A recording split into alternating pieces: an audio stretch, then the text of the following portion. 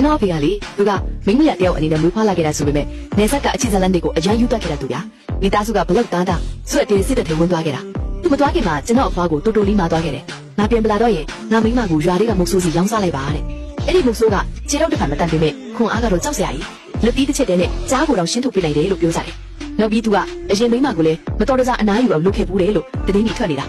တကယ်လို့ကျွန်တော်အမေကအဲ့ဒီမုတ်ဆိုးနဲ့ညားရင်တိုးတကောင်ကဝန်ပလူပါစက်ထဲတိုးဝင်ပြီးအနားယူဖို့သွားနေတယ်လို့ပဲပေါ့သုံးနှစ်ကြာတော့အဖေအနားယူသွားပြီဆိုတဲ့တတိယရောက်လာတယ်အဖွားကတော့ဘာမှစဉ်းစားမနေဘူးမုတ်ဆိုးကူချမ်းခန်းစီကနေငွေပြား22ပြားယူပြီးအမေကိုချက်ချင်းရောင်းစားလိုက်တာပဲအဖေအနားယူတဲ့တတိယရောက်လာတဲ့နေ့ကအမေကမြစ်ထဲမှာအဝတ်လျှော်နေတာဗျာစောင်းတွင်းကြီးဆိုတော့မြေကြီးကခဲနေတာပဲအဖွားကရင်သွေးသုံးခွေမပိတ်ဘူးထင်းကဈေးကြီးတယ်တားသမီးမမွေးနိုင်တဲ့မိမအတွက်မဖြောင်းနိုင်ဘူးဆိုပြီးအော်တာအမေသုံးဖို့ကျွန်တော်တောင်ပေါ်တက်ပြီးထင်းတွေတွားကောက်ပြီးပြီမယ်နောက်ဆုံးတော့အဲ့ဒီထင်းတွေကဦးလေးလေးရဲ့မိဖို့လည်းပဲရောက်သွားတာအမေနဲ့ကျွန်တော်ထင်းတစ်ချောင်းပို့သုံးမိရင်တော့အဖွားက3ရက်ဆက်တိုင်ရိုက်နှက်ဆဲဆွတ်တော့တာပဲအဲ့ဒီမှာမနေနဲ့ဟိုဘက်မှာသွားဆော့နေဘူးတော့မှနေရင်နှွေးလိမ့်မယ်လို့အမေကိုပြောခဲ့တယ်အမေနဲ့ကျွန်တော်ကအဝတ်စားပါးပါးလေးတွေပဲဝတ်ထားရတာဒီလိုစောင်းသွင်းကြီးမှာနေဘူးတဲ့မွန်းတက်ကြီးလေးပဲနည်းနည်းနှွေးတာအဝတ်လျှော်ပြီးအိမ်ပြန်ရောက်တော့အဖွားနဲ့မျိုးမေစုလူကြီးတွေကစိတ်မရှိနိုင်ဖြစ်နေကြပြီဘယ်တွေသွားလေးလွယ်နေတာလဲတောင်ပေါ်တက်ပြီးပြောက်နေတာလားစစ်တပ်ကတရင်ရောက်နေပြီချင်းရှမ်းကမင်းကြောင့်အနားယူသွားရတာနင်းနဲ့လက်ထပ်ပြီးကလေးကငါသားကမကောင်းတော့ဘူးအခုချင်းရှမ်းမရှိတော့ဘူးဆိုတော့အိမ်ကနေအမြဲဆုံးဖတ်သွားတော့ရှမ်းမိသားစုကိုနမိမကောင်းတာတွေမတင်လာနဲ့တော့တဲ့